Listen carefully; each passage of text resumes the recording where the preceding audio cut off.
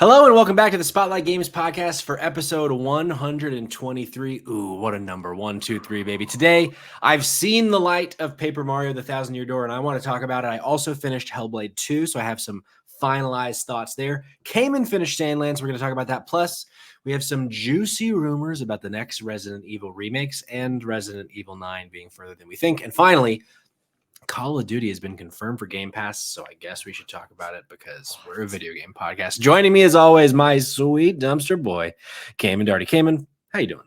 Patrick, let me tell you, son. I saw a picture of Jar Jar Binks wearing a bikini top and had some yonkers. Whoa. And hip bones. Oh, no.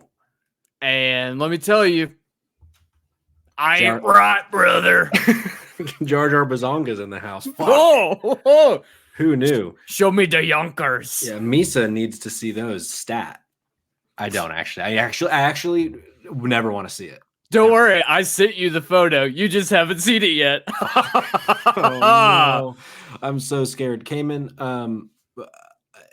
you keep me on my toes, and I love that about you. Thank you. Never in 1,000 guesses would I thought that we would have been talking about Jar Jar with hips to start the episode. But hey, that's what you get here on Spotlight Games. But you're also going to get some video game stuff because this is the Spotlight Games podcast. We have a lot of video game stuff to talk about. Each week, we spotlight the latest and the greatest in the world of video games. You can get it by subscribing to our YouTube channel at Spotlight Games Pod or by searching for Spotlight Games in your favorite podcast app. And hey, you can be on the show by tuning in as we record live Tuesdays at 8 p.m. on Eastern time on twitch.tv/Spotlight Games Pod, just like Rabbit128 is. So be sure to follow us on Twitch just like he does so that you're notified when we go live so you can be part of the conversation. Cayman and our audience. Tomorrow night we are back. We're continuing our Last of Us journey. We got steam, brother. We are moving with the wind behind us, brother. Last night I finished a viewing of season 1 of The Last of Us with one Devin, friend of the show. Oh, for sure. For more so friend of STC. She's never graced us. One day I'll get her on Spotlight Games. I don't know what the fuck she'll talk about. What is she? I'm just curious. Like, because I know Devin personally as well. I think Devin is a Fortnite kind of gal. Oh yeah, she's looking for those. She does. Battle royales. I just see her doing the floss move all the time. Like that's in my head. That's what I picture. Funny you say that. She is a huge fan of the floss move. I bet. Yeah, and I'll have to relay that to her. But we will be continuing our playthrough tomorrow night with Rose right here, 8 p.m. Eastern time. We're on day 2, so we got steam behind us. We're moving, we're grooving, and maybe we're crying a little bit every now and then because it's The Last of Us. And finally, join the Discord. We have a fun little Discord where we discuss what we are playing and generally goof off together about video games. So if that sounds like something you like, click the link in the description. Click the link in the bios of our socials to join the Discord. John in the chat says he's contractually obligated to subscribe and watch. He is monetarily motivated. As long as you keep getting paid, I'm going to keep having you here, brother. And we thank you for your service. Cayman. Yeah. This is the Spotlight Games podcast, so I want to talk about what we've been playing. Sure. Cayman, the streets are saying that you finished Sandland. It's true. Tell me about it. Okay, Sandland, guys, let me tell you. It's great. Yeah. It's great. I love it. I know I talked ad nauseum last episode about it. Rolled credits. I think rolling credits, and this was rolling credits with, because it's tough to say, and I say that because there's a bunch of, like, when you beat the game, you roll credits on the main story. It opens up a bunch of side quests, like post-game side quests. Okay. Post-game content comes in.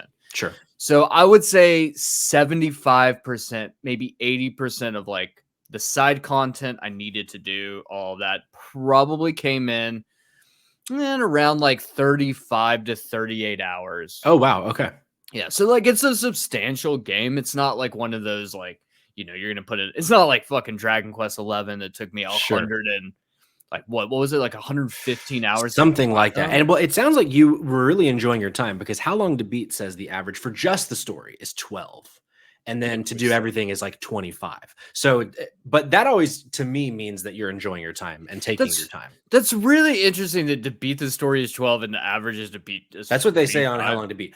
I've been saying for years, How Long to Beat, a bunch of hacks. I mean, yeah, I didn't look. The truth is, like, there's a lot of side content you can do. To 100% this game, 25 hours seems like an absolute stretch. Yeah. Now, sure, keep in mind, I was also been like throwing in random things, attempting the platinum. This is where part 2 of the conversation comes in. We'll get to that. So just beating the game, like, look, I really, really, really enjoyed this. This was like a solid game to play. What are you doing, Patrick? I think I got bamboozled by Google AI, Cayman. I mean, fair. I think I got bamboozled by Google AI. When I click on the link to go to How Long to Beat, it says 19 hours main story, main and sides 32 hours, that makes completionist sense. 54. That makes Google AI get fucked. Okay, so yeah, look, Google AI was telling pregnant women to smoke cigarettes. So I mean, what do we expect? Sure. So with that, no, you're not wrong. That's way more accurate. And so it took me, I would say, like probably anywhere from 35 to 38 to roll credits where I was with side content and everything. Probably another little bit, probably up to 40 to 42 hours doing all that. I'm working on platinum. I want to get the platinum. So a lot of my excess work I've been putting in right now has been like trophies, right? Yeah. Getting the trophies, doing all that stuff. For the most part, I'm like 82, 85% right now in trophies. I've got only a handful left. One of them is getting like the last remnants of collectibles, which is not going to take me too long, probably an hour to do that. Where I'm stressed is coming in with like, they've locked trophies behind some things I'm not a fan of. Don't like There's that. A lot of races in this game, and if it was just like beat the race, get these items, fine, not a big deal. The problem is it's like not only do you have to beat the race, you have to get the fastest time. I don't like that. And it is not easy. And some of these, like if it's just like a standard race, not bad. There's one in particular that's just pissing me off. And then it's a jump race where you have to use a bot that like jumps, and it's like shaving off milliseconds trying to get the fastest time. That pisses me off. I don't like that. I think if they just did away with the blueprint trophy or didn't lock the blueprints behind the races like that, because you can buy them, you can get them doing other things. I feel like they could have baked them in a better way that would have been more fun. But if you're pushing people to do all of the side content, I understand it. Not my cup of tea. Will I get the platinum? I'm not sure. Do I recommend playing the game? Honestly, this is a weird one where I'm like, I kind of recommend it to everyone. Okay. This is the type of game that I feel like is designed for like any type of player.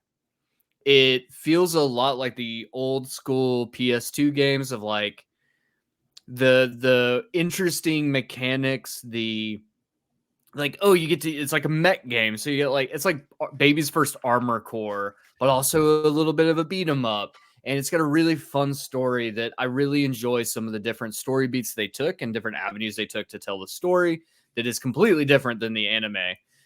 It is really interesting. I think it's just a really fascinating game. It is definitely a AA game. Like It feels like a AA game. I haven't had a single bug. I haven't had a single glitch. I haven't had a single any of that, which I'm starting to think like maybe it's not a sign of mid-tier games. Sure. I don't think it is, which is fascinating.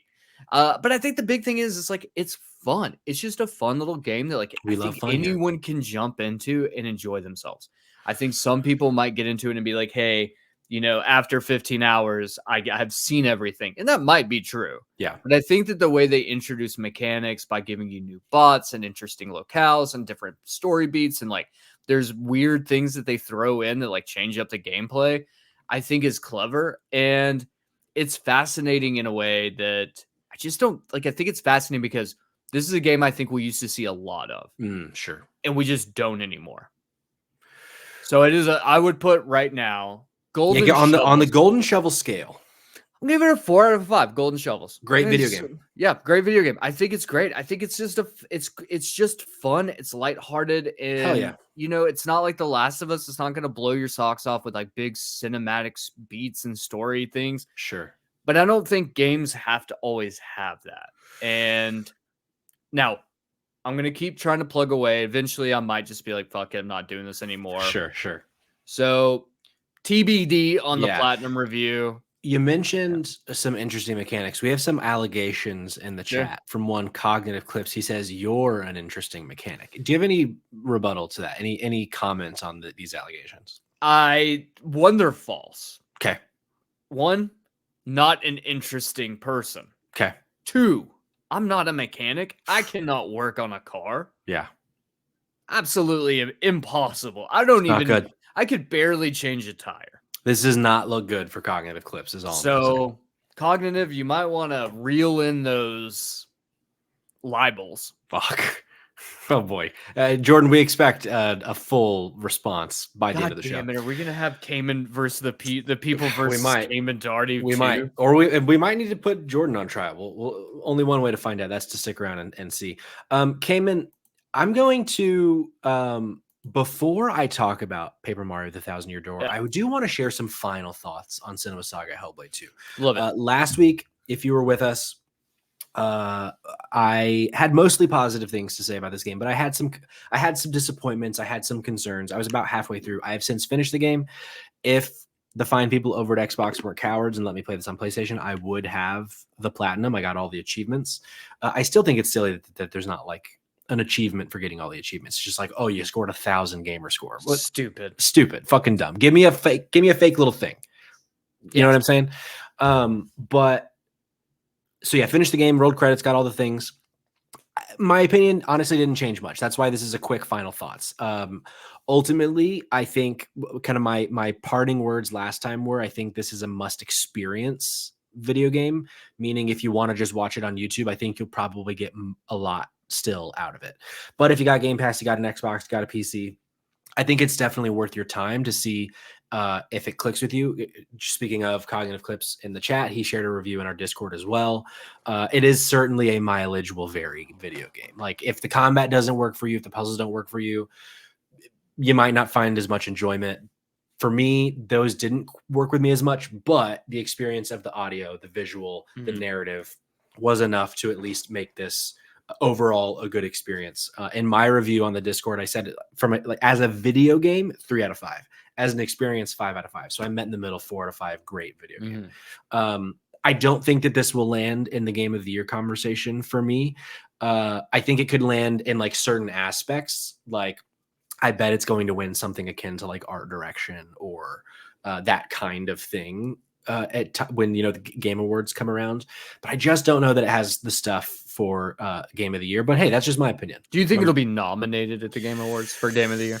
I think it's possible. I think depending on how the rest of this year goes, and I think also depending on whether the awards crews are willing to nominate a early access video game, because I think right now Hades 2 is like a clear front runner, because I haven't talked about it much on the show, mostly because there have been other games to talk about, but it is just a better Hades. So it's like I could like, but if that isn't in the conversation, I feel like people aren't really talking about Final Fantasy Rebirth that much, but I still expect it to kind of land in the conversation. So I don't know. Right now, I don't really know.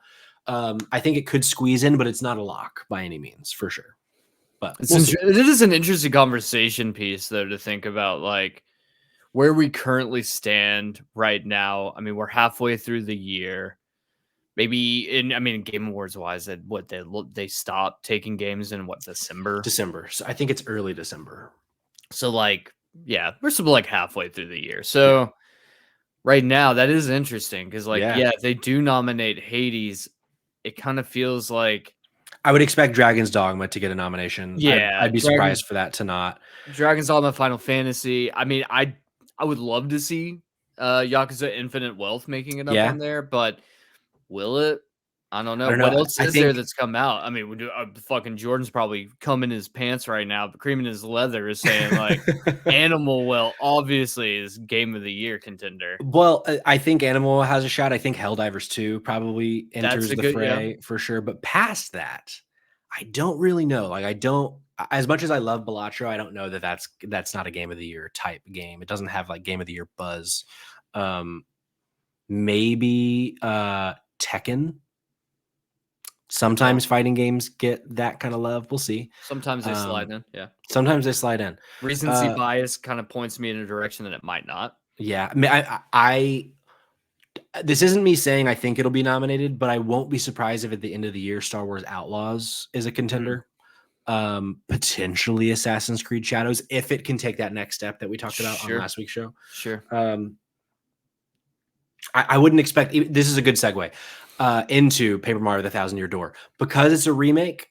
You know, they're kind of weird on remakes. Like last year, Resident Evil 4 remake was nominated, but I think a lot of the kind of thought process behind 4 was there was a lot of new.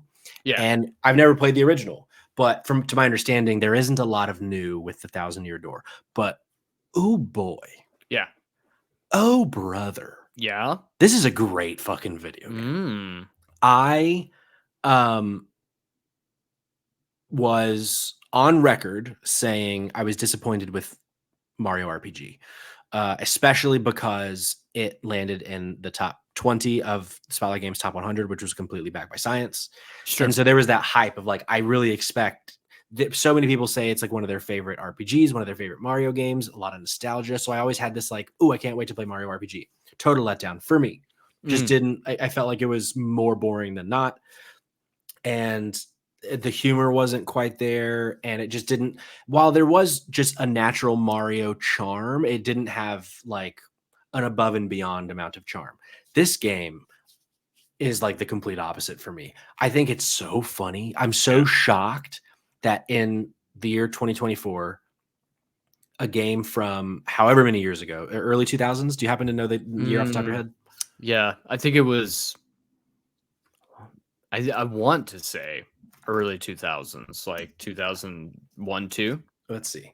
2004. Okay.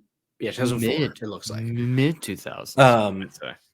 And I just 20 years later, I would expect jokes to not land as well. But I feel like this game is so funny. Like I'm surprised at how that. I feel like that's one of the first things people always say, like, oh, it's such a funny game. And so far ringing very true for me. Obviously, the art style is great. Even Origami King on Switch looks incredible as a Paper Mario game, but it looks so good. The soundtrack's great. And the combat is fun. It's similar to Paper Mario RPG in that it has that like timing mechanic, like Sea of Stars, where, you know, when you do the attack, you press the button right when you make contact to get a little extra. And then same thing for blocking.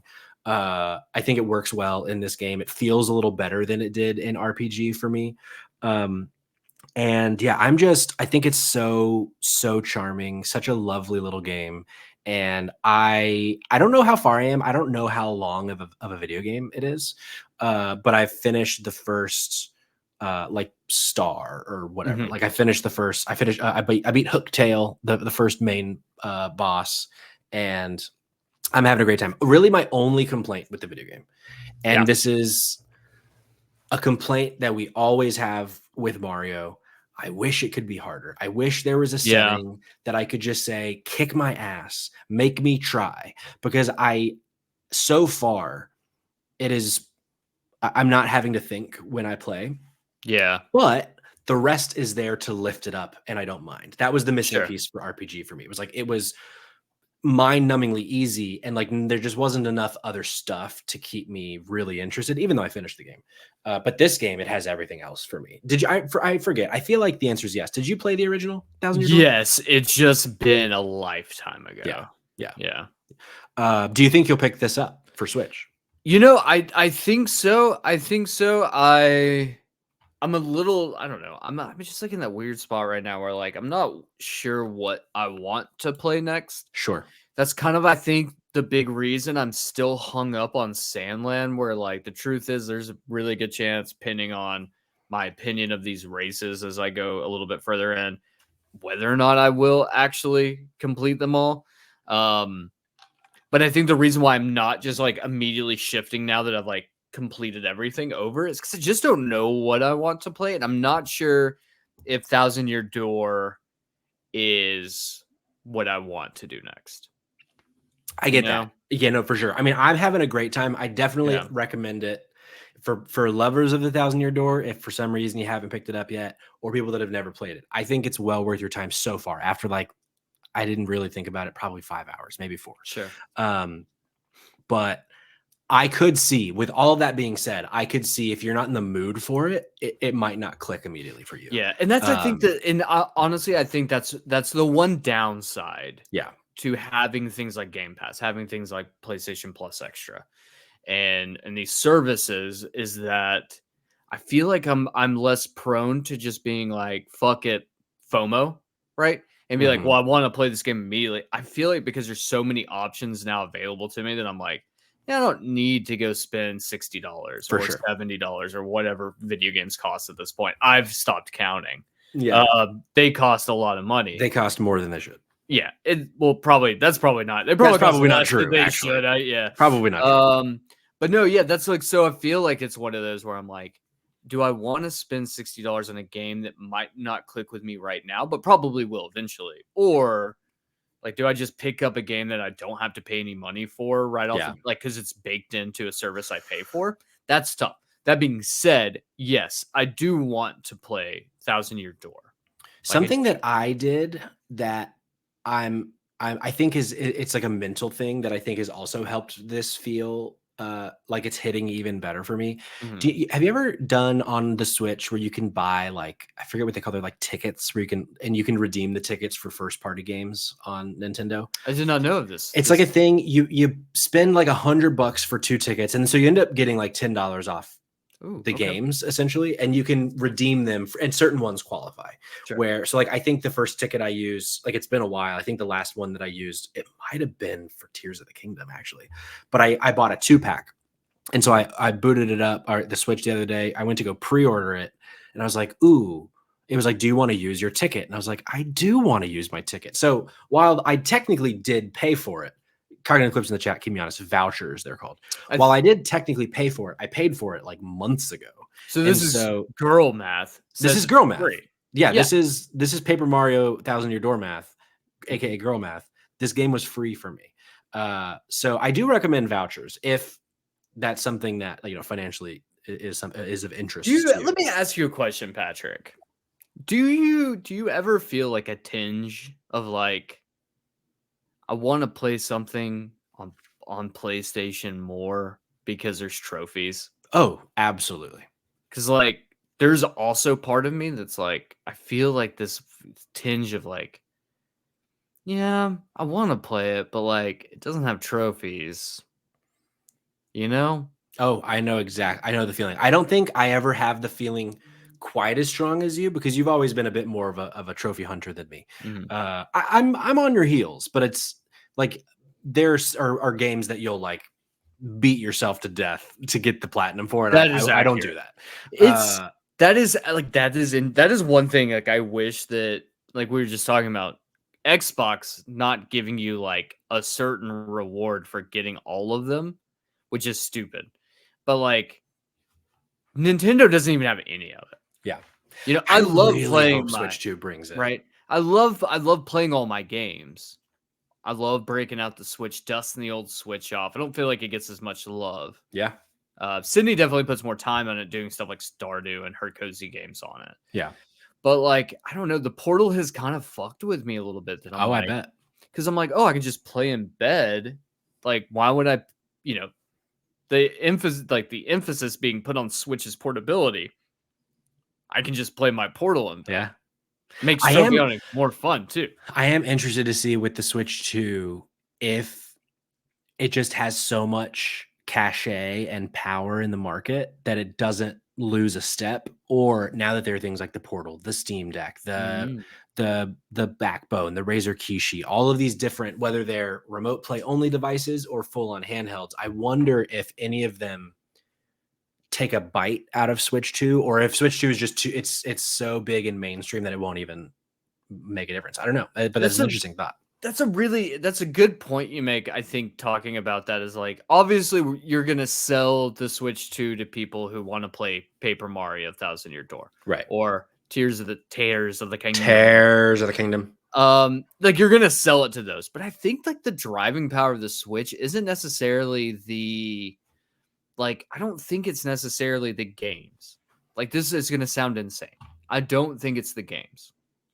I think it's who you market this to, which I think the Switch's biggest success is that you can market the Switch to casual, and maybe not even casual gamers, but just like people who don't really ever play.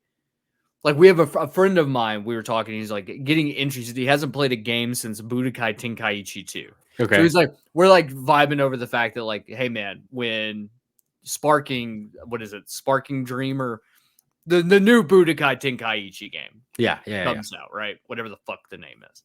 We're like, okay, I'm gonna bring the PlayStation to the bar, shut down, we'll put a projector up, just fucking play some Budokai Tenkaichi 4, right? And we were talking, he's like very fascinated with the idea of cozy games. We're like, yeah, look, just get a fucking Switch. He's Sure. like, yeah, I mean, they're not that expensive. Yeah, I mean, yeah, compared to the other ones, it's certainly the cheapest of the three. Right. So like your entry point, but you can like get those people who are like don't play games ever, like or as much, right? Yeah. And I think that's Switch's driving power, and I think Paper Mario Thousand Year Door is the icing on that cake. I think there is certainly truth to what you say, and I think the thing that probably helps justify the purchase is that everyone likes Mario. That is and true. So like, do you have the ability, like, oh, I could also play Mario Kart on here, or like I could also play Mario Galaxy, or whatever. Like, I think Mario, certainly, you take Mario away from Nintendo, I would love to see what the sales look like, because it probably takes a huge fucking dip without Mario. I think the big thing here is like, and this is going to be what we need to be watching out for, is backwards compatibility. Sure. Because I think if there's no backwards compatibility between the Switch and Switch 2, that could potentially sink the Switch. I think people will be upset. I'm very interested to see what that ends up looking like, for sure. We should be getting news later this year, we've been told. We'll talk about it right here on the pod. But right now, Cayman, you brought up PlayStation, which I think is a great segue, a couple minutes removed, to the first story of today, which is a little game called Astro Bot. Announcement might be incoming, people. This is pulling from Michael Kripe at IGN. Sony is rumored to be gearing up to announce a new Astro Bot game for the PlayStation 5 soon. The details come from D-Labs and reliable leaker Bill Kuhn, which say that developer Team Asobi will apparently reveal the next entry in its cutesy robot platformer series sometime in the next 15 days. I don't remember what day this was posted, but it was a few days ago. So we're probably in like the 10 days from now range. Sure. Part of the unannounced title is said to take place in a desert area with a new character described as a Fennec Fox in the form of a robot that shares some similarities with Astro. IGN understands the rumor to be accurate. Cayman, I want to pull the car over for a second. Pull the car over, baby. She's in the other room, but I'm calling my wife, Rose Alexander. Okay. I think this might be the first time that she's spoken on the Spotlight Games podcast, but we could be wrong. I think she came in one time to tell you stop saying offensive shit. Probably. Hello, Rose, my beautiful wife. How are you? I'm doing great. I'm calling you live on the podcast right now because there is word that Astro Bot, which before the podcast, I reminded you what Astro Bot was. It's the cute little Astro game with the robot from PlayStation. There are rumors that within the next 15 days, they're going to announce a full new game coming to PS5. And the rumor is that you will be able to play as a robot version of a Fennec Fox. You are the number one Fennec Fox fan that I know. You are the representative of Fennec Foxes here on Spotlight Games. So I want to get you didn't know this coming in. This is all news to you. What is your initial reaction to being able to play as a Fennec Fox potentially in the next Astro Bot game? Also, what is a Fennec Fox? Is that something that will move the needle for you? And Cayman wants to know, what is a Fennec Fox? I am gonna cry. For anybody who doesn't know what a Fennec Fox looks like, you should look it up. But you should look at a video, because the way they behave is part of why they're so cute. It's basically half cat, half dog. It is a perfect animal. Yeah. Okay, but I have an important question. How realistic is it? Like just a cartoon of a Fennec Fox? It'll be cartoony. Okay. It'll be very cartoony for sure. It's not going to be like a realism based art style. I would unless they really take a left turn with their franchise. Sure, that's probably for the best. Yeah. I would just sob the whole time if it looked real. So is this enough for you to become a fan of Astro Bot, do you think? Enough for me to be a fan? Well, I think that, you don't see fennec foxes in a lot of media. Yeah. And so that's great. Representation matters. Exactly. But I think I still have to see what the gameplay is like. I respect it. Check it out. Okay. Yeah. Well, but I'm definitely more likely to play it with the knowledge. What the shit? This thing's cute as fuck. Yeah. I don't know that you can hear Cayman, but he's screaming that this thing is cute as fuck. He's very excited. I cannot hear him at all. Yeah, that's okay. It's reality of doing the podcast the way we do it. But Rose, thank you for your time. I'm sure, as our number one correspondent of all things Fennec Fox, I'm sure we'll be hearing more from you in the coming weeks and months regarding this rumor and soon to be, hopefully, an announcement. But thank you for your time. The check is in the mail. Oh, thank you so much. Have a great show. Thank you. Remember, gosh, she fucking gets it. God damn it. She fucking gets it. Okay, can you believe that? Fucking cute. Unfortunately, I did just notice Jordan leave a question for Rose in the chat. Would you say Fennec Foxes were the basis of the Salt Fox things in The Last Jedi? I think I can answer that. I think yes. I would say yes.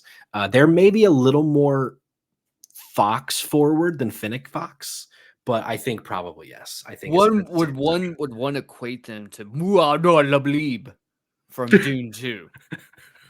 I think what you were looking for was Muad'Dib from Dune 2. I don't know. I wasn't paying much attention.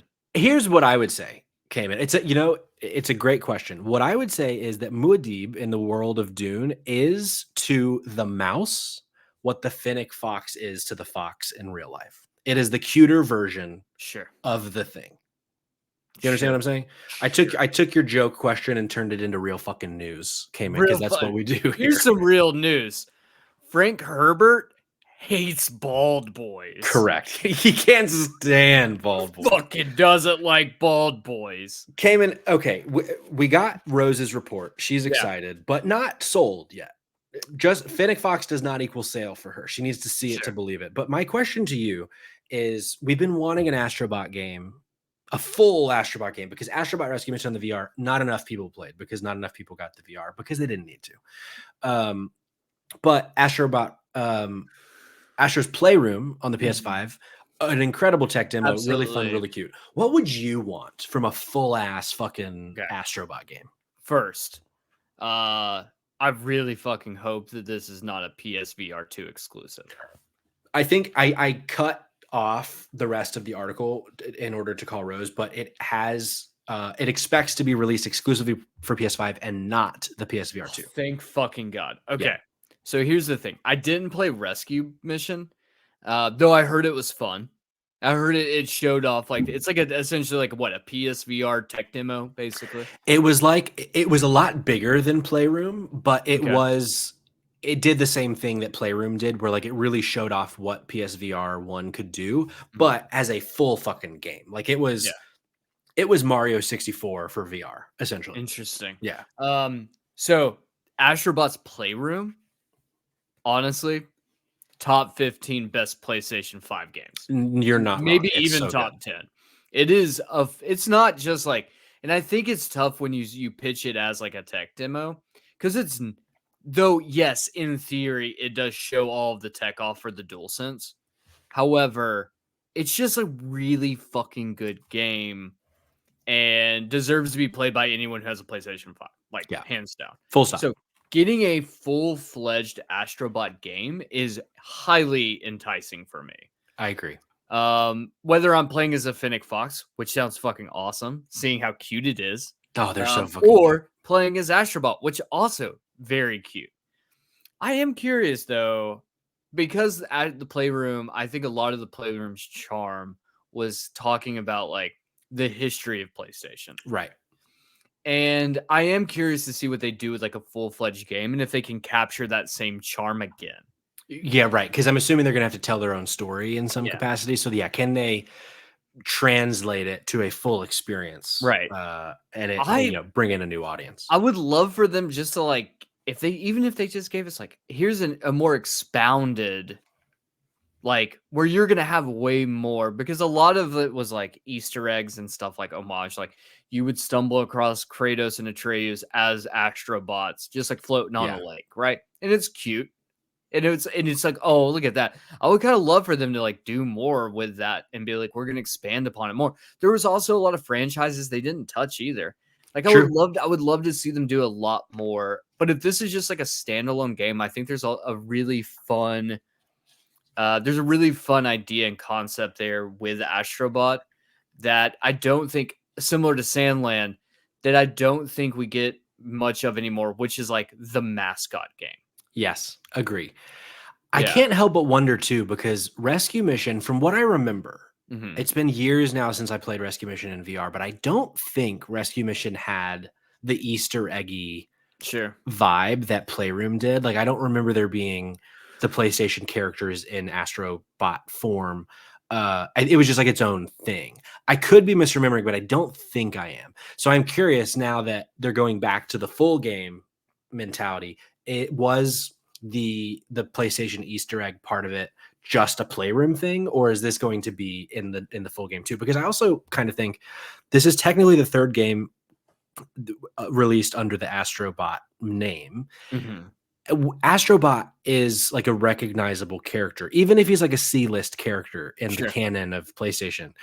So to have a new game, which reportedly is just called Astro Bot, and it be like change it to be you're playing as a Fennec Fox, I makes me wonder, are you playing as because this is a rumor, is it that you're playing as Astro Bot who will then transform into other animals?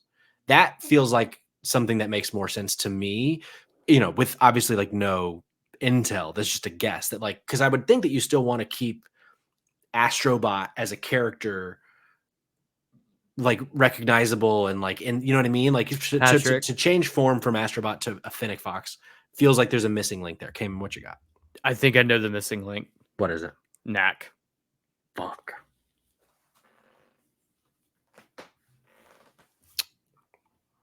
What if the report's wrong? What if this is actually Knack 3? Wow. Fuck. What if? Okay, hear me out.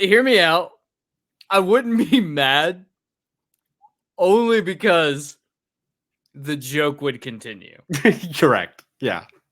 And Patrick, you can testify. I've done it live on air before, where I've done stupid shit like buying you a physical copy of Shaquille O'Neal's Steel on DVD while we were live on air.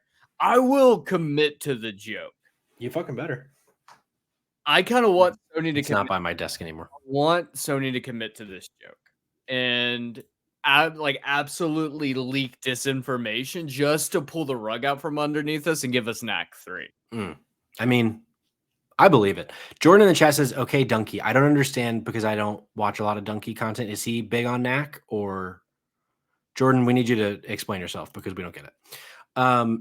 Regardless, I'm excited because I loved Astro Bot, both of the iterations so far, and I think they've been working on this game apparently for 4 years. So like, I think this could be a fucking hit. And this story came out last week, and I don't know why. Oh, I know why I didn't grab it on my fucking fantasy critic league, because it's full, and I need to drop shit. And I don't know what. Shit, should I just go ahead and pick it up right now? Because I have one open slot left. Fuck. Although I don't think.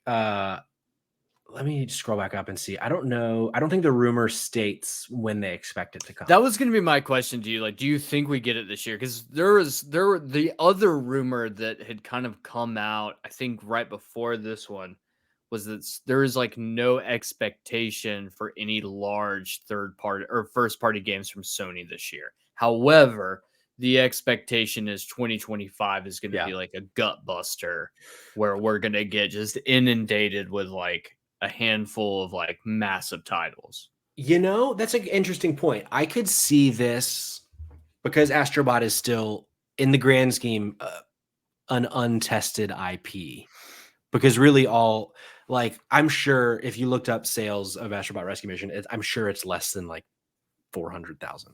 I would be willing to bet. So I wonder if it were to come this year, if they count this as like big first part, but it is, I think Asobi is a first party studio, I think. So yeah, I don't know. I would think though, I think they are. I would think that this is probably a 2025 game. You think so? Yeah. I would think so. But I don't know. We'll see. Because they certainly don't have a ton. This would, you know what? If I'm Sony, this might actually be a perfect November release. Sure. Because if you sell this as like, because it is a mascot game, like you could sell this as like this is the game that you pick up alongside a PlayStation 5 this year for your kid. Sure. I think we're at that point in the life cycle of the PlayStation 5 that like we're now starting to sell consoles for children. Sure. Which is, I know it's like a weird thing to say because we think of like, oh, well, when we were kids, like getting it. But like, truth is, consoles for kids, I think probably even like during the PlayStation 3 era and Xbox 360 was like, it was a year or two because of the price point of the console that was like, people who want to play, hardcore gamers are going to pick it up day one. But like, if you're buying this for your child, it's going to be, a little bit. Yeah, and Jordan kind of brings up the question that you were asking, like, do you think this counts as the existing IP that we're not getting this fiscal year? But I don't know. I could see this being its own thing. That I feel like when they say that, they're talking about God of War, Last of Us, Uncharted, like those big Ghost. I mean, those are bad examples because there isn't a planned game for any of them. But so more like Ghost of Tsushima, that kind of like we're not going to get that this year. But so I don't know. Only one way to find out, and that's to stay tuned on the news. Cayman, speaking of the news. Tell me about the news. We got another rumor mill. That rumor mill is spinning, baby. Pulling again from IGN. Apparently Resident Evil 0 and Code Veronica remakes are in the works over at Capcom. Wesley Inpool, IGN, writes, following the enormous success of Resident Evil 2, 3, and 4 remakes, Capcom has turned its attention to remakes of Resident Evil 0 and Code Veronica. That's according to a Twitter report by Dusk Golem, who said remakes of Resident Evil 0 and Code Veronica are, quote, in development right now. IGN can corroborate that 0 and Code Veronica are the next two Resident Evil remakes scheduled to release. Capcom is yet to comment on the reports. The article goes on to like describe what Resident Evil 0 is and what Code Veronica is, but they also go on to mention in the article, but I don't think I pulled it in this, what I grabbed for this, that part of the rumor is that Resident Evil 9 is a bit further out than we expect, and that it probably won't even be unveiled until next year for a 2026 release date. That's kind of like what they're expecting at the moment. But we've talked about this on the show several times, like after 4, which we loved, 3, which we liked, 2, which we loved.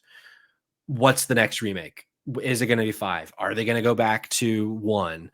We had toyed around with the idea of 0 or Code Veronica being the next, but what do you think now that we have confirmation by way of a rumor and a corroboration of IGN that it is in fact 0 and Code Veronica that are getting the treatment?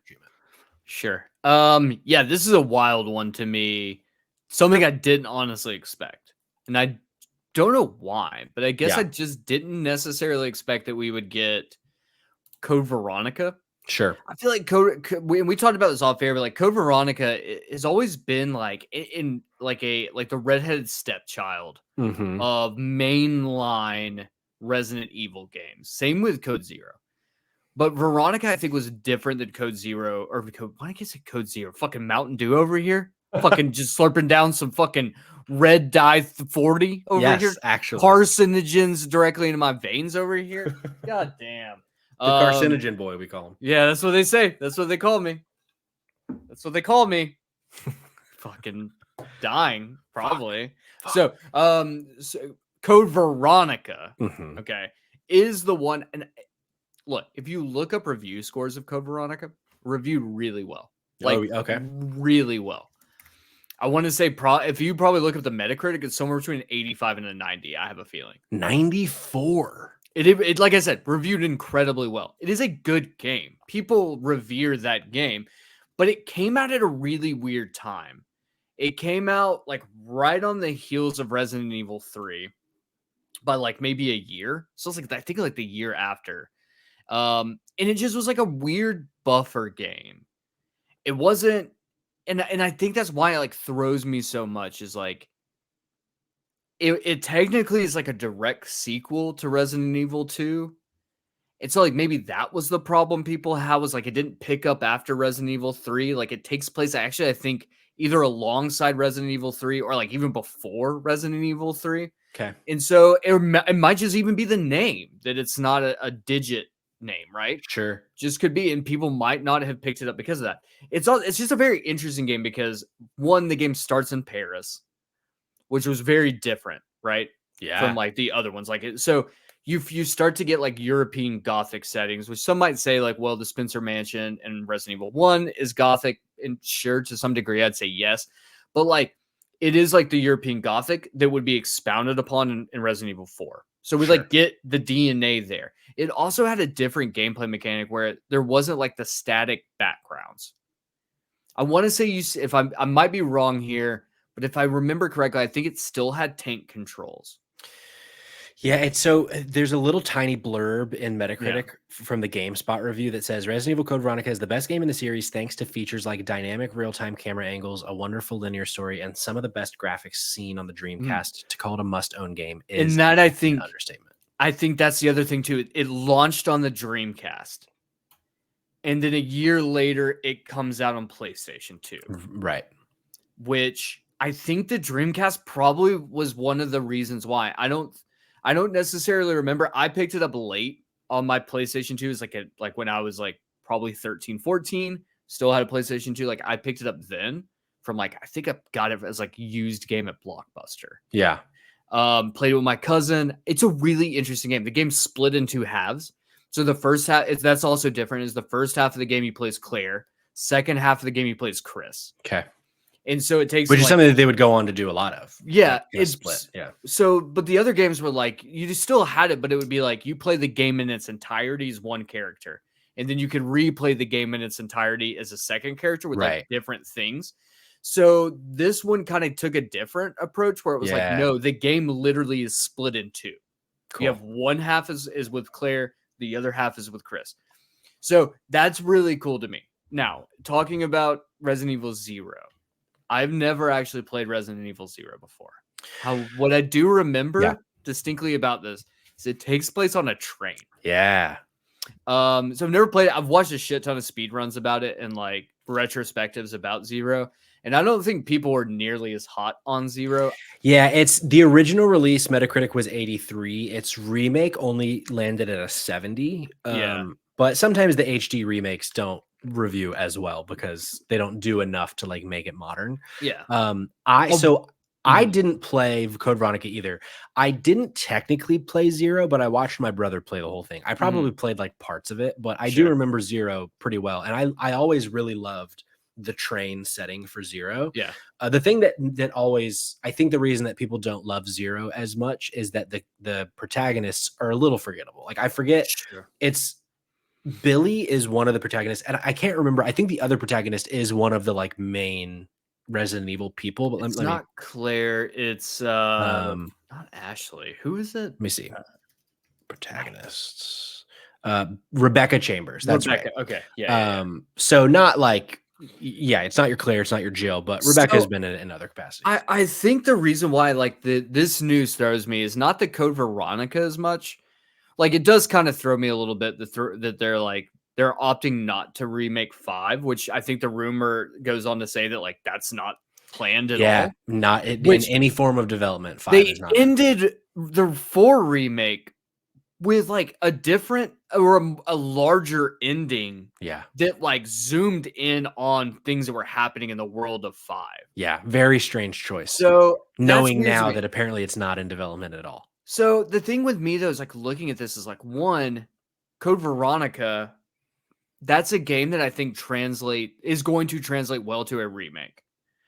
Where 0, I think Zero, like the crux of Zero being successful in the way that it tells a horror story is the fact that it had locked cameras. Yeah. And locked cameras on a train is very claustrophobic. Yeah. Putting it in a 3D world, I don't know. I'm very fascinated to see what they do there. Like, do they do a modern version of locked cameras? Do they do, but like, because I actually last year at some point, I hope not, but last year at some point, I downloaded, I picked up the Zero remake on Switch and I played for approximately 75 seconds because I just immediately the tank controls were like, oh, this feels bad. Awful. I don't want to play this right now or maybe ever. So that's exciting that like we'll get an updated feel for Zero. But yeah, that's a really good point. Like I wonder how much they change because, you know, with 2, 3, and 4 so far, they've added some new twists and stuff to it. What you got? First person. Ooh, now that's interesting. First person would be, because think about it. Ethan, okay, let's be honest. Ethan is boring. He sucks. Or he's a bad character. Like he's just a very bland. But hear me out. First person, it's easier to have a bland character in a first person game. And the reason that is because you are supposed to put your own feelings, emotions, thoughts, whatnot. That's why Gordon Freeman is such like a great character. He doesn't say a fucking word. Right. But that works because as a first person game, you inhabit the body of him. In a third person game, you are controlling a character with living, feeling, emotions, all these things. So it works for me, this idea. And the reason I say this, there's a tech demo. It's not a tech demo. It's an early access or something like that. This new horror game out. I can't think of for the life of me. Patrick, you can look this up. Okay. It is set on a subway. It is a new horror game. It's a first-person horror game set on a subway using Unreal Engine 5. And it is like photorealistic graphics. It looks straight up insane. The Exit 8? Maybe. No, this is $3.99, but it came out in December of 2023. Yeah, I'll have to try to figure that one out. But regardless, there is this game that it is insane, and it's like it really is. It's like a very compact. Like this is a working. It's not a demo. It really is. It's kind of like it's kind of like a demo, like a couple hours maybe. But I'm sitting here thinking about it like that. Actually, you could drive the claustrophobic setting of being in a train, not having where to go. But like the scares, the horror is going to be a lot more palpable when you're in a world in which like you are locked into like one POV. That's I think you're onto something because like I think of like there are multiple times throughout like The Last of Us that you're inside of a train, and trains, if you're doing a train with like realistic proportions, a train is not a fun place to be in for a video game. It's all too fucking tight. That's why they took like no time in The Last of Us when you're in the train. Right. And so obviously they will make them a lot bigger, but yeah, I could see it still feeling clunky even with the new mechanics in third person. That's really interesting. But yeah, for it to be first person and to take away the obstacle of the camera having to, you know, like, yeah, I'm very fascinated by this idea. And there's precedence, right? Like with a remake, but I would have said you were crazy if we hadn't had first person already. Not necessarily true. There technically is precedence. How so? The Resident Evil 1 remake on the Wii was an on-rail shooter, first-person shooter. So technically, they've done a remake as a first-person game. That's true. Was it on rails? Yes. Does it fucking matter? No, because I said so. Boom. Nailed it. Ba-boom. But, you know, I'm ultimately, even though we both really wanted a 5 remake where they fix all the problems with 5, personally, I'm way more interested in Code Veronica than 0 because it's really the only one that I've not played at this point of the main games. Like I'd never played any of the on-rail stuff on the Wii, but this is like my one blind spot at the moment. And you know, technically I didn't play 0 either, but so you know, I'm excited about this, but I'm interested to see how close we are to announcements. Like, is there potential of us seeing like a cinematic next week at Summer Game Fest? Maybe. I don't know. So throw this one out there. So they said rumors both games. Do we see both in the same year? Is this going to be a scenario which, like, obviously, I doubt we're going to see a Resident Evil game launched this year. I can see like maybe January of next year makes sense. January to March range next year. Yeah. So then the question is, which one do we see first? Well, then the question is Resident Evil 9. Yeah, which the rumor was saying potentially 2026 at this point. Yeah. Because they've also said that that's going to be Unreal Engine 5, I think, or it's going to be like some new, or they're using like the Dragon's Dogma part of the Capcom engine, which it's going to be like allegedly open world. Which That's right. I kind of fuck with the idea of an open world Resident Evil game, really hard. I hope that one is not first person though. I don't know that I would fuck with a first person open world Resident Evil. No. But yeah, because there was, originally, I think we've talked about it on the show before. Originally, the 2 and 3 remakes were supposed to be one package, but then they needed more time for 3, so they broke it apart, released 2, and then released 3 like 6 or 7 months later. So I could see them doing that here with the 0 and Code Veronica. I just don't know. It doesn't make sense. 2 and 3 makes sense because it's 2 and 3. I don't think that 0 and Code Veronica makes sense as a package. I don't think it makes sense from a financial standpoint. Yeah. Because they've seen how successful it was releasing 2, 3, and 4 all solo. That's true. And Capcom, I mean, they're one of the only fucking companies right now that just seems to be doing better every time they release a game. It's legitimately insane to think that Capcom was, I want to say last year, one of my predictions was like Capcom's going to get bought out. Yeah, no chance right now. Because like they were legitimately struggle busing. Yeah. And it's like now they're fucking just hammering home run after home run. It's like, honestly, proud of you guys. Yeah. Really taking a bounce back. We look at Square that's like, you just released a game that has been so highly anticipated for decades and like it's underperforming. Maybe you should stop naming your games weird things like fucking Final Fantasy VII Remake Rebirth. Drop Distance Volume 17 Kingdom Hearts. Probably. Cum shot. Yes, exactly. Speaking of cum shots, Call of Duty is coming to Game Pass day 1 now. Apparently. Fucking Phil Spencer's just a goddamn liar. So this is straight from Xbox Wire. This was earlier today.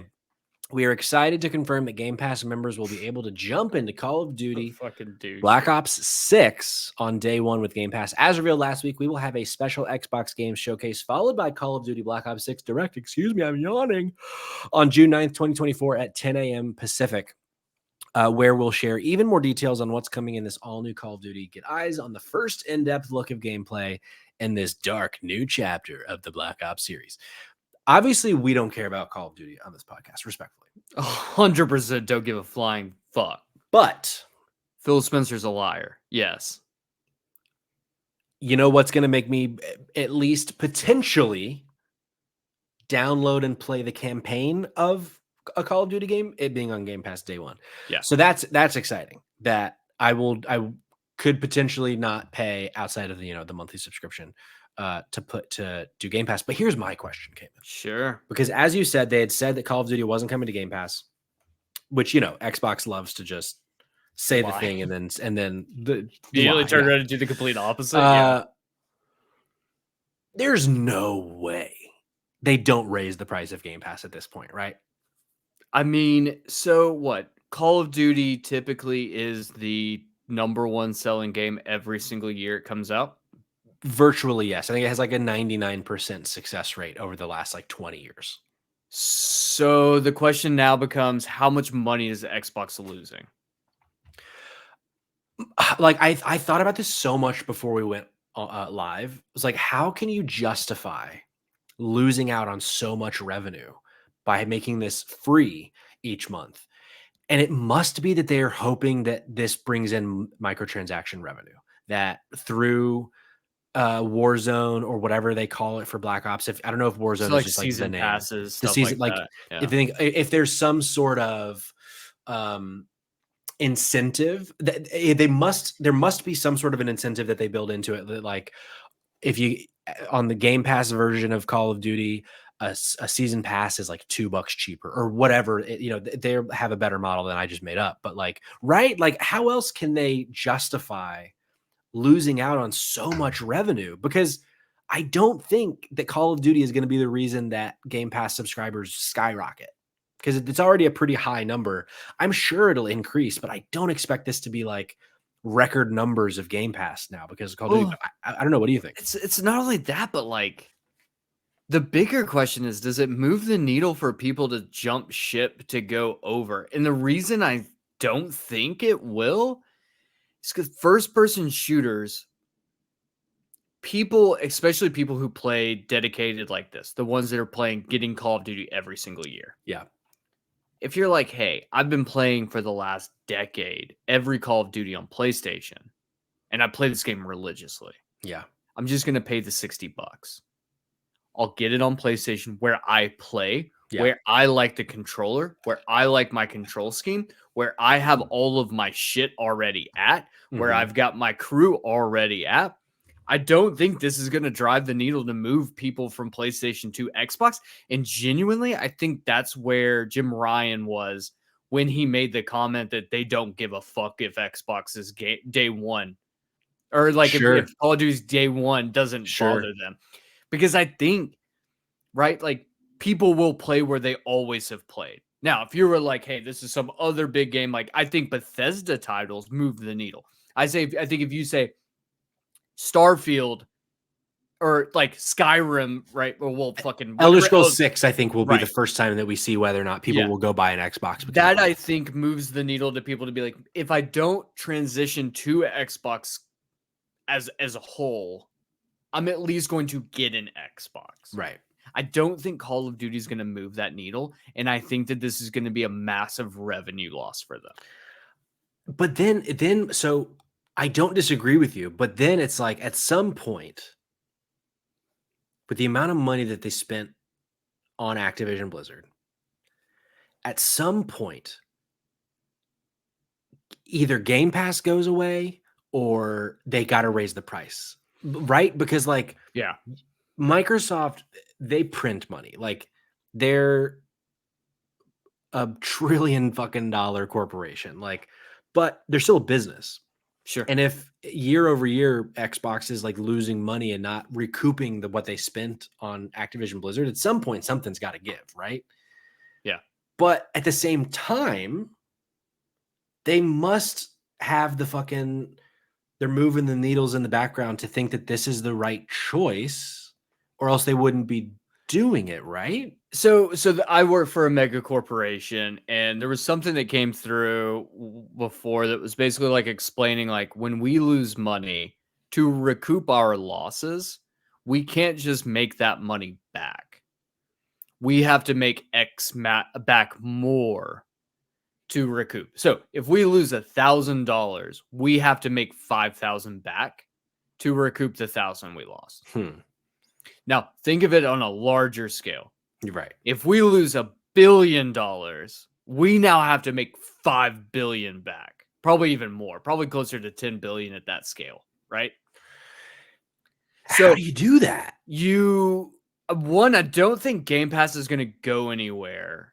I think one of two things is going to happen. Either Game Pass increases in price, because and keep in mind, they're walking a very, very, very, very dental floss, tiny ass rope right now. Yeah. Because I think you can't just get rid of Game Pass. Because like that technically I think makes money, but not a lot of money based on like some of the numbers. Now, keep in mind, they're also very close-lipped about. They are very close-lipped about. So we don't know what exactly, like, are they making or are they not making? But what they've said is that it's enough to keep it going, from like what internal people have said. Yeah. So the thing is, to me, is like, okay, Game Pass, I don't think is going to go anywhere. It's kind of what they're banking a lot on with cloud streaming and all of these things. Like Game Pass has to kind of exist. That streaming service model kind of has to exist. So I think the other thing is like you'd have to increase price, or the alternative is you're going to get less options. Sure. That might be the only way to keep the price down, is like you're going to get what we make and you'll pay for it, or like it's either that, right? It's like you're not going to get Liza P day one. Sure. Yeah, and like it'll maybe they'll start moving away from more third party and it only be first party because they don't have the capital to like go pay whatever developer of Liza P. Which is very interesting when you consider it next to like PlayStation's model, which from all intents and purposes, apparently they're making money on PlayStation Extra. Like from the Sony reports is like that's actually a very profitable venture for them. Okay. But they don't release any first party games. Yeah. So like they're making, because then you also have to think about like distribution as well, where you get like I want to say it's like companies, because you have to go through like as it goes through distribution, people are taking cuts, right? Sure. So one thing I do know is like in the alcohol industry, if you produce a Bud Light, right? Bud Light, let's say Bud Light costs $10. Bud Light's pulling in roughly $3.33 because the distributor is getting a third of the profit. Sure. To sell your shit for you. And then they've also, then all the other people who get a chunk and change, and then you have to market at a certain price so that whoever is selling it is making a profit off of it too. So you're really making about a third of what you would if you sold it wholesale. So think about like this. Sony's technically their first party games, they're making 100% profit. Sure. Cause there's no incentive to get it for free anywhere. Yeah. So if you sell Black Ops, like Sony's making a profit off of what Microsoft is producing. Like they're making a profit off of it. Now, Microsoft's still making a profit, but on Game Pass, I don't think they're making nearly as much profit as you would think, or they're going to hoping to make enough profit off of PC and PlayStation sales that it recoups the cost, and Game Pass is just an added bonus. I can't help but wonder, we've thrown around the idea of raising Game Pass, but there's also been these rumors across the industry of like starting to advertise in video games. That has come up. I wonder if there is, if in part of their 5, 10, whatever year plan, if there is a model, I'm sure they've discussed it, of Game Pass that it like, oh, now Game Pass base model for $15. Every time you buy a game, you got to watch a minute ad or whatever. Like, I'm sure it won't be like you're in the middle of playing a game, you got to watch an ad. Like I'm sure if ads ever happen, it'll be at a point in which it doesn't block that flow, but it's got to be somewhere, right? So then there could be ad revenue. I want to say it was EA or maybe it was 2K that was like, it was one of those two. Yeah, they like entertained. And so the concept behind like the introducing of the ads into games would be like when you pause the game, right? Say you're playing WWE 2K 24, whatever year it is. You know what I'm talking about. You pause the game, Colonel Sanders comes on screen with a sleeveless shirt, his big sweaty muscles, flexing as he eats a piece of chicken. That's the ad you're going to see. When you unpause the game, you're back into the game, you're doing your shit, kind of rocking and rolling, everything's fine.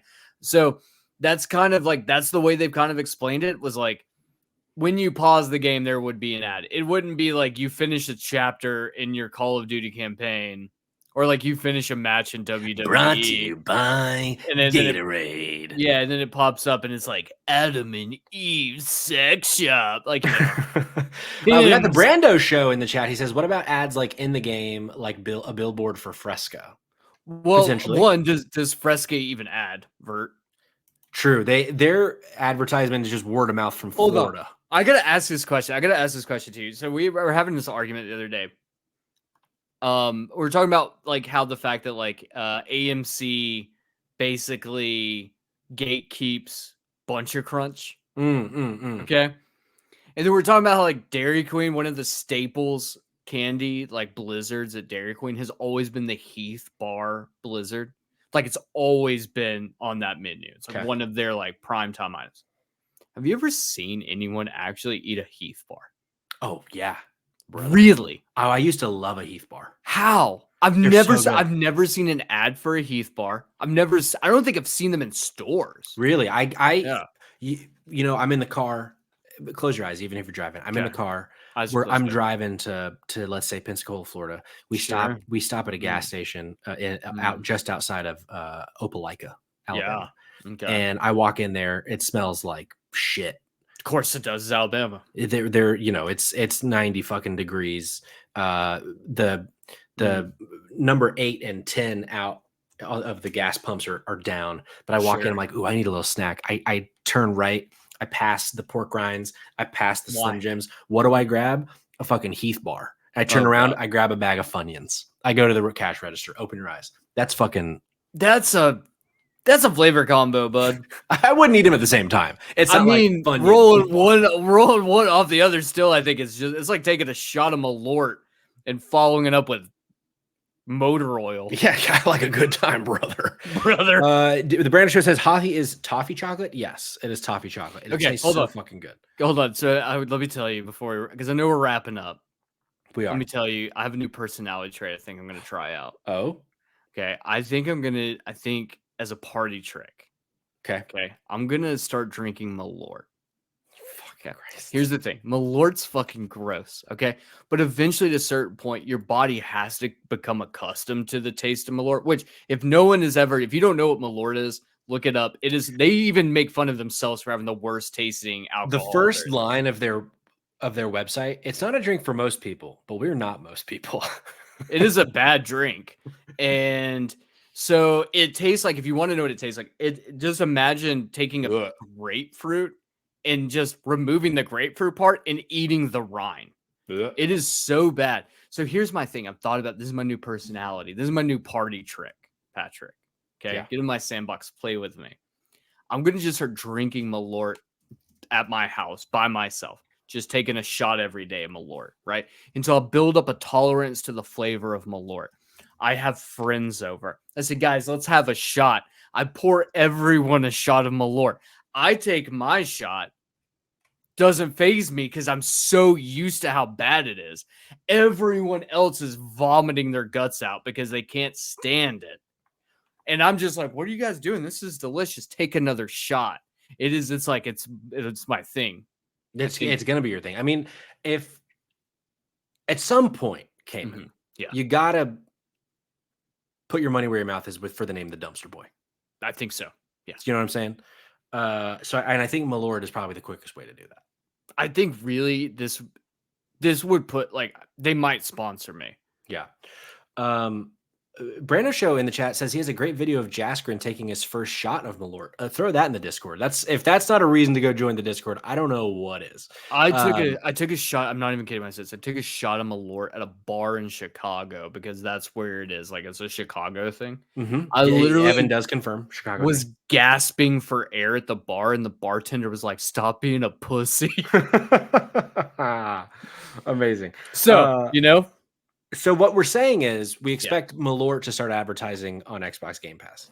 I think that Malort's going to start sponsoring Spotlight Games. They fucking better, because we're also not most people here at Spotlight. We're definitely not. But yeah, I don't know. I think John also at one point said they're making $400+ billion a year from Game Pass, but then he came back and said a report saying they're making $1 billion a year off Game Pass.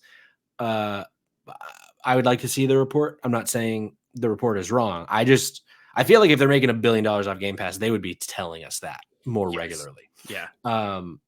Because I do know that there are like a ton of subscribers, like millions, like tens of millions of subscribers. So like maybe it makes sense. But I wonder how much of that is revenue and how much of that goes back to paying Lies of P to be day one. How much of that is paying whatever to be day one. You know what I'm saying? But I don't know. Yeah, I would love them to be more transparent about that, which obviously probably won't happen. That's our show, folks. What a good time. We learned so much about each other. We did. I think today. And that's at the end of the day, Cayman, if nothing else, if you don't care about video games, if you don't care whether or not Capcom's making Resident Evil 0 remake or Code Veronica remake, I want you to learn a little something about me, about Cayman, and about yourself. Most of all, about yourself. And I think we did that today. Would you agree? Yeah, I would say. And join the Discord, because once we're done here, I'm going to put that sexy photo of Jar Jar Binks in it. Oh, yeah. Those hips do not lie, brother. Cayman, where can the folks at home follow you on socials? Well, we know that the artificial intelligence loves my socials. They sure do. find me at the Dumpster Boy on Twitter. That's it, really. Not even really active. I don't know why AI loves this so much, but AI loves what she loves. Fucking find me there. Yeah. You can follow me at Patrick Schwag. You can follow the pod at Spot Games Pod on Twitter and everywhere else at Spotlight Games Pod. That's Instagram, that's TikTok, that's YouTube, and that's right here on twitch.tv/Spotlight Games Pod. Every Tuesday night, 8 p.m. Eastern Time. We're also going to be back tomorrow night, Wednesday, 8 p.m. Eastern Time, for another stream of The Last of Us Part 2 with Rose, who is now officially our #1 Fennec Fox correspondent because of the rumors of Astro Bot. So you will be hearing from her in the near future as well.